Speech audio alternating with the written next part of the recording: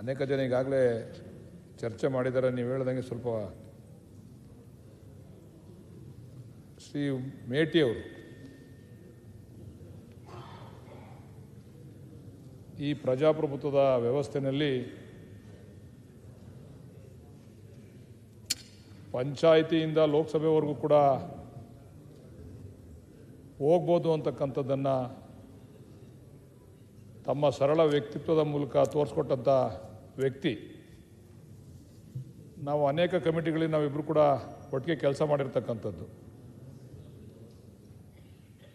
ಭಾಳ ಗೌರವವಾಗಿ ಚಿಕ್ಕ ವಯಸ್ಸಿನವ್ರನ್ನೂ ಕೂಡ ಭಾಳ ಗೌರವಯುತವಾಗಿ ಮಾತಾಡಿಸ್ತಕ್ಕಂಥ ವ್ಯಕ್ತಿತ್ವ ಇರತಕ್ಕಂಥ ಸನ್ಮಾನ್ಯ ಮೇಟಿಯವರು ಅವರು ಶಾಸಕರಾಗಿದ್ದಾಗಲೇ ನಿಧನ ಆಗಿರ್ತಕ್ಕಂಥದ್ದು ನಮ್ಮೆಲ್ಲರೂ ಕೂಡ ದುಃಖ ಪಡ್ತಕ್ಕಂಥ ಸಂಗತಿ. ಅವರ ಆತ್ಮಕ್ಕೆ ಶಾಂತಿಯನ್ನು ಕೋರ್ತಾ, ಅದೇ ರೀತಿ ಸನ್ಮಾನ್ಯ ಅಧ್ಯಕ್ಷರೇ ದೇವರಾಜ್ ಅವರು, ಆರ್ ವಿ ದೇವರಾಜ್ ಅವರು ಬೆಂಗಳೂರಿನಲ್ಲಿ ಅವ್ರದ್ದೇ ಆದಂಥ ರಾಜಕೀಯದಲ್ಲಿ ಛಾಪು ಮೂಡಿಸಿದಂಥವ್ರು. ಕಾರ್ಪೊರೇಷನಿಂದ ಹಿಡಿದು ಶಾಸಕರಾಗಿ ಅವರು 94ರ ಚುನಾವಣೆಯಲ್ಲಿ 2004ರ ಚುನಾವಣೆಯಲ್ಲಿ ತಮ್ಮ ಕ್ಷೇತ್ರವನ್ನು ಮುಖ್ಯಮಂತ್ರಿಗಳಿಗೆ, ಅವತ್ತು ಎಸ್ ಎಂ ಕೃಷ್ಣ ಅವರು ಮುಖ್ಯಮಂತ್ರಿ ಆದಂಥ ಸಂದರ್ಭದಲ್ಲಿ ಆ ಕ್ಷೇತ್ರವನ್ನು ಅವ್ರಿಗೆ ಬಿಟ್ಟುಕೊಟ್ರು. ಚುನಾವಣೆಯಲ್ಲಿ ಗೆಲ್ಲಿಸಿದ್ರು ಎಸ್ ಎಂ ಕೃಷ್ಣ ಅವ್ರನ್ನ. ಆವಾಗ ಸಮ್ಮಿಶ್ರ ಸರ್ಕಾರ ಬಂತು. ಆ ಸಂದರ್ಭದಲ್ಲಿ ಸನ್ಮಾನ್ಯ ಎಸ್ ಎಂ ಕೃಷ್ಣರವರು ಮಹಾರಾಷ್ಟ್ರದ ಗವರ್ನರ್ ಆಗಿ ಹೋದಂಥ ಸಂದರ್ಭದಲ್ಲಿ ಅಲ್ಲಿ ಉಪಚುನಾವಣೆ ನಡೀತು ಅಧ್ಯಕ್ಷ, ಚಾಮರಾಜಪೇಟೆಯಲ್ಲಿ. ಅಲ್ಲಿ ಪುನಃ ಅವರು ಸ್ಪರ್ಧೆ ಮಾಡಿದ್ರು. ಆವಾಗ ಸನ್ಮಾನ್ಯ ಜಮೀರ್ ಅಹಮದ್ ಖಾನ್ ರವರು ಜನತಾದಳದ JDSನ ಅಭ್ಯರ್ಥಿಯಾಗಿ ಸ್ಪರ್ಧೆ ಮಾಡಿದ್ರು.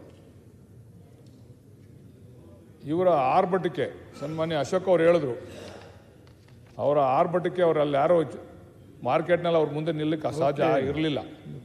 ಅಂಥ ಸಂದರ್ಭದಲ್ಲಿ ನಮಗೆ ಅವತ್ತಿನ ಸನ್ಮಾನ್ಯ ದೇವೇಗೌಡರು, ಕುಮಾರಸ್ವಾಮಿರವರು ಮತ್ತು ಸಿದ್ದರಾಮಯ್ಯನವರೆಲ್ಲ ಹೇಳಿ ನಮಗೆಲ್ಲ ಒಂದೊಂದು ವಾರ್ಡ್ ಜವಾಬ್ದಾರಿ ಕೊಟ್ಟಿದ್ದರು. ಭಾಳ ಬಿರ್ಸಾಗಿ ಚುನಾವಣೆ, ಉಪಚುನಾವಣೆ ನಡೀತು. ಅವಾಗ ಅಧ್ಯಕ್ಷರೇ ಚುನಾವಣೆ ಆಯಿತು. ಮಾರನೇ ದಿವಸ ಬೆಳಿಗ್ಗೆ ಕೌಂಟಿಂಗ್ ಹೋಗಬೇಕು. ಆವಾಗ ಸನ್ಮಾನ್ಯ ದೇವರಾಜ್ ಅವರು, ನಾವು ಮತ್ತು ಜಮೀರ್ ಅಹಮದ್ ಖಾನ್ ಒಂದು ದೇವಸ್ಥಾನಕ್ಕೆ ಹೋದ ಮಾರ್ಕೆಟ್ನಲ್ಲಿ. ಆವಾಗ ಅವರು ದೇವರಾಜ್ ಅವರು ಜಮೀರ್ ಅಹಮದ್ ಅವ್ರಿಗೊಂದು ಮಾತನ್ನು ಹೇಳಿದ್ರು, ಯಾಕಪ್ಪ ಕೌಂಟಿಂಗ್ ಬತ್ತೀಯ, ನಾನು ಗೆದ್ದಾಯ್ತು ಹೋಗು ಅಂತ ಅಂದರು. ಚುನಾವಣೆ ರಿಸಲ್ಟ್ ಬಂತು, ಜಮೀರ್ ಅಹಮದ್ ಅವ್ರು ಗೆದ್ದರು, ದೇವರಾಜ್ ಅವರು ಸೋತರು. ಅದಾದ ನಂತರ ಪಾಪ ಅವ್ರಿಗೆ ಎಲ್ಲೂ ಕೂಡ ರಾಜಕೀಯವಾಗಿ ಶಾಸಕರಾಗ್ತಕ್ಕಂಥ ಒಂದು ಅವಕಾಶ ಸರಿಯಾದಂಥ ರೀತಿಯಲ್ಲಿ ಸಿಕ್ಕಲಿಲ್ಲ. ಆದರೂ ಕೂಡ ಅವರಿಬ್ಬರು ಸ್ನೇಹಿತರಾಗಿದ್ದರೂ ಕೂಡ ಅವರ ರಾಜಕೀಯ ಬೇರೆಯವ್ರಿಗೆ ಅವತ್ತೇನಾದರೂ ಕೂಡ ಅವ್ರು ಎಸ್ ಎಂ ಕೃಷ್ಣ ಅವ್ರಿಗೆ ಬಿಟ್ಕೊಟ್ಟಿರಲಿಲ್ಲ ಅಂತಂದರೆ ಬಹುಶಃ ಅವರ ಶಾಸಕತ್ವ ಕಂಟಿನ್ಯೂ ಆಗ್ತಿತ್ತು. ಆದರೂ ಕೂಡ ಒಂದು ಸರಳ ಸಜ್ಜನಿಕೆಯ ವ್ಯಕ್ತಿ, ಭಾಳ ಎಲ್ಲರೂ ಕೂಡ ಭಾಳ ಗೌರವದಿಂದ ಪ್ರೀತಿಯಿಂದ, ಸ್ಲಮ್ ಬೋರ್ಡ್ ಚೇರ್ಮನ್ ಕೂಡ ಆಗಿದ್ದರು. ಭಾಳ ಪ್ರೀತಿಯಿಂದ ಗೌರವದಿಂದ ಎಲ್ಲರನ್ನೂ ಕೂಡ ಎಲ್ಲರ ಒಡನಾಟವನ್ನು ಕೂಡ ಇಟ್ಕೊಂಡಿದ್ರು. ಯಾರು ಶತ್ರು ಯಾರು ಸ್ನೇಹಿತ, ಜಮೀರ್ ಅವರು ಅವ್ರನ್ನ ಸೋಲಿಸಿದ್ರು ಕೂಡ ಅವ್ರನ್ನ ಭಾಳ ಪ್ರೀತಿಯಿಂದ ವಿಶ್ವಾಸದಿಂದ ಮಾತಾಡ್ಸ್ತಕ್ಕಂಥದ್ದು. ಶತ್ರುತ್ವನೇ ನೋಡಲ್ಲ ನಾವು ದೇವರಾಜ್ ಅವರಲ್ಲಿ. ಅಂಥ ಒಂದು ವ್ಯಕ್ತಿತ್ವವನ್ನು ಹೊಂದಿರತಕ್ಕಂಥ ದೇವರಾಜರವರು ನಿಧನರಾಗಿರ್ತಕ್ಕಂಥದ್ದು ಕೂಡ ನಮಗೆ ಭಾಳ ದುಃಖ ತರ್ತಕ್ಕಂಥ ವಿಚಾರ. ಅವರ ಆತ್ಮಕ್ಕೂ ಕೂಡ ಶಾಂತಿಯನ್ನು ಕೋರ್ತಾ, ಸನ್ಮಾನ್ಯ ಅಧ್ಯಕ್ಷರೇ, ಇನ್ನು ಸಾಲುಮರದ ತಿಮ್ಮಕ್ಕನವರು ನನ್ನ ಕ್ಷೇತ್ರದವರು ಅಂತ ಭಾಳ ಜನಕ್ಕೆ ಗೊತ್ತೇ ಇಲ್ಲ. ಇಲ್ಲೆಲ್ಲ ಚರ್ಚೆ ನಡೀತು. ಅವರು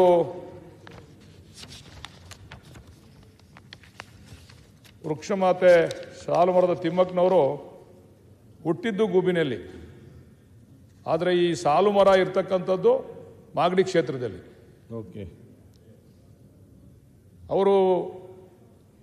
ಅವರು ಮದುವೆ ಆಗಿ ಇಲ್ಲಿ ಬಂದ ನಂತರ ಮಕ್ಕಳಿಲ್ಲ ಅಂತಕ್ಕಂಥ ಕೊರಗನ್ನು ಈ ಮರಗಳನ್ನು ಬೆಳೆಸುವುದರ ಮೂಲಕ ಅದನ್ನು ನೀಗಿಸ್ಕೊಂಡು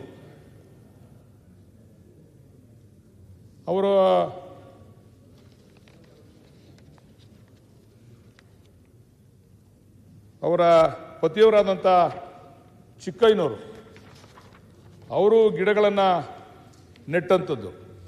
ಆ ಗಿಡಗಳಿಗೆ ಸುಮಾರು 4-5 ಕಿಲೋಮೀಟರ್ಗಳ ದೂರದಿಂದ ನೀರನ್ನು ಉಣಿಸಿ ಅದನ್ನು ಬೆಳೆಸ್ತಕ್ಕಂಥ ಕೀರ್ತಿ ಸಾಲುಮರದ ತಿಮ್ಮಕ್ಕನವ್ರಿಗೆ ಸಲ್ತದೆ ಅಧ್ಯಕ್ಷರೇ. ನಮ್ಮ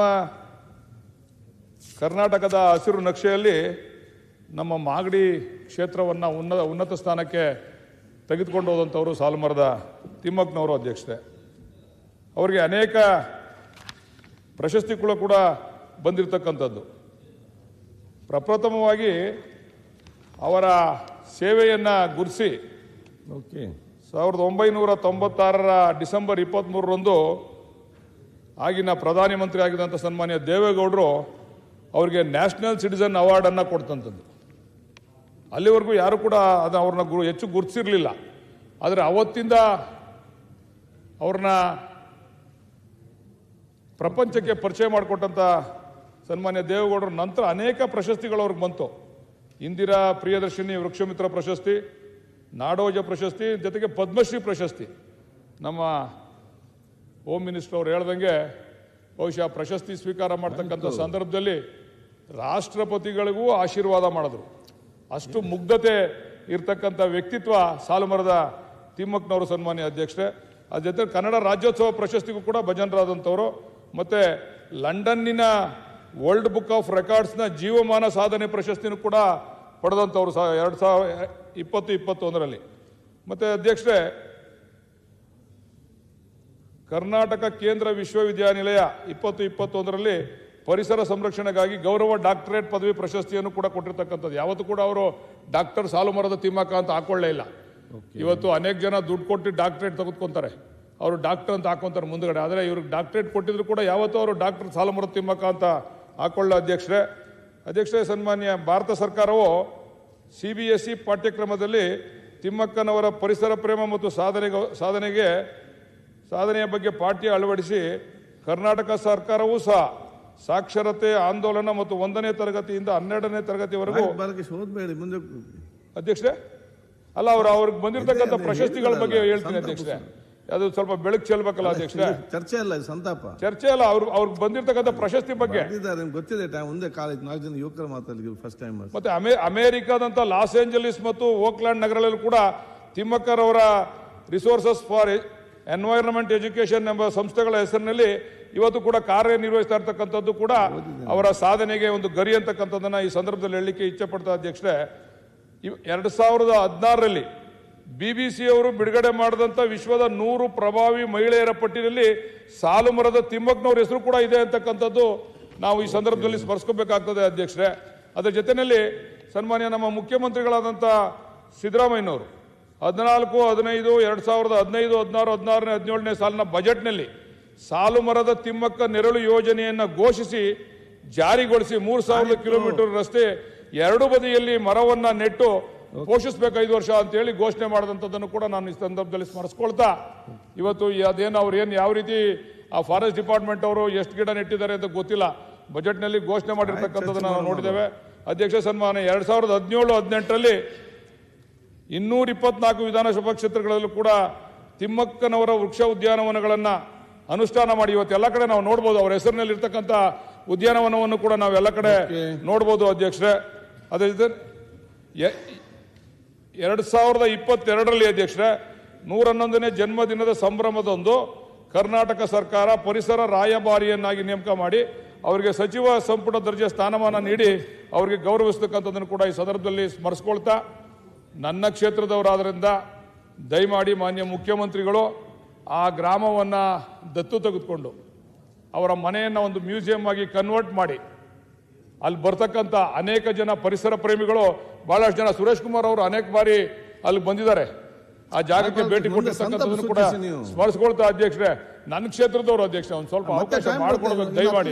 ಎಷ್ಟು ಬೇಕಾದ್ರೆ ಮಾತಾಡಿ, ಅವಾಗ ಅದನ್ನ ಒಂದು ಮ್ಯೂಸಿಯಂ ಆಗಿ ಕನ್ವರ್ಟ್ ಮಾಡಿ ಅವ್ರ ಮನೆನ ಅದು ಅವರ ಹೆಸರು ಅಲ್ಲಿ ಉಳ್ಕೋಬೇಕು. ಮತ್ತೆ ಅವರ ಹೆಸರಿನಲ್ಲಿ ಪ್ರತಿ ವರ್ಷ ಕೂಡ ಪರಿಸರಕ್ಕೆ ಕೆಲಸ ಮಾಡಿದಂಥವ್ರಿಗೆ ಪ್ರಶಸ್ತಿಯನ್ನು ಕೂಡ ಕೊಡಬೇಕು ಅಂತೇಳಿ ತಮ್ಮ ಮುಖಾಂತರ ಈಗಾಗಲೇ ಮುಖ್ಯಮಂತ್ರಿಗಳು ಘೋಷಣೆ ಮಾಡಿದ್ದಾರೆ. ಅದನ್ನ ಕಾರ್ಯಗತಕ್ಕೆ ತರಬೇಕು ಅಂತೇಳಿ ತಮ್ಮ ಮುಖಾಂತರ ಮುಖ್ಯಮಂತ್ರಿಗಳಿಗೆ ನಾನು ಹೇಳಲಿಕ್ಕೆ ಇಚ್ಛೆ ಪಡ್ತಾ, ಅವರ ನಿಧನ ನಮ್ಗೆಲ್ರಿಗೂ ಕೂಡ ತುಂಬಲಾರದ ನಷ್ಟ ಆಗಿದೆ ಅಧ್ಯಕ್ಷರೇ. ಅವ್ರಿಗೆ ಮತ್ತೆ ಅವ್ರ ಕುಟುಂಬ ಅಂತಂದ್ರೆ ಎಲ್ಲರೂ ಹೇಳ್ದಂಗೆ ಎಲ್ಲ ಪ್ರತಿಯೊಬ್ಬರು ಕೂಡ ಅವ್ರ ಕುಟುಂಬಕ್ಕೆ ಅವ್ರ ಬಳಗಕ್ಕೆ ಸೇರ್ತಕ್ಕಂಥವ್ರು. ಜೊತೆಗೆ ಅವ್ರ ಸಾಕ್ ಮಗ ಉಮೇಶ್ ಕೂಡ ಅವ್ರನ್ನ ಬಹಳಷ್ಟು 25 ವರ್ಷಗಳು ಅವ್ರನ್ನ ಸಾಕ್ತಂಥದ್ದು, ಅವ್ರನ್ನ ನೋಡ್ಕೊಳ್ತಕ್ಕಂಥದ್ದು, ಅವ್ರನ್ನೂ ಕೂಡ ವಿಶೇಷವಾಗಿ ಸರ್ಕಾರ ಗಮನಿಸಬೇಕು ಅಂತಕ್ಕಂಥದ್ದನ್ನ ಹೇಳಿ, ಅನೇಕ ಜನಗಳು ಅನೇಕ ದಿಗ್ಗಜರು ಇಲ್ಲಿ ನಿಧನ ಆಗಿರ್ತಕ್ಕಂಥದ್ದನ್ನ ತಾವು ತಂದಿದ್ದೀರಾ. ಅವರೆಲ್ಲರಿಗೂ ಕೂಡ ಅವರ ಆತ್ಮಕ್ಕೆ ಶಾಂತಿ ಸಿಗಲಿ. ತಾವು ತಂದಿರತಕ್ಕಂಥ ಸಂತಾಪ ನಿರ್ಣಯ ವಿಷಯಕ್ಕೆ ನಾನು ಬೆಂಬಲವನ್ನು ವ್ಯಕ್ತಪಡಿಸಿ ನಾನು ಮಾತನ್ನ ಮುಗಿಸ್ತೀನಿ ಅಧ್ಯಕ್ಷ. ನಮಸ್ಕಾರ. ಓಕೆ, ಈಗ 4 ಜನ ಫಸ್ಟ್ ಟೈಮ್ ಇದ್ದಾರೆ, ಬೇಗ ಬೇಗ ಮುಗಿಸ್ಬೇಕು. ಸಂತಾಪ ಸನ್ಮಾನ್ಯ ಚರ್ಚೆ ಸಭಾಧ್ಯಕ್ಷರೇ, ಮಾಡಿ ಕೂತ್ಕೊಳ್ಳಿ. ಈಗ ಸನ್ಮಾನ್ಯ ಸಭಾಧ್ಯಕ್ಷರೇ, ನರೇಂದ್ರ ಸ್ವಾಮಿ ಅವರು ತಾವು ತಂದಿರತಕ್ಕಂಥ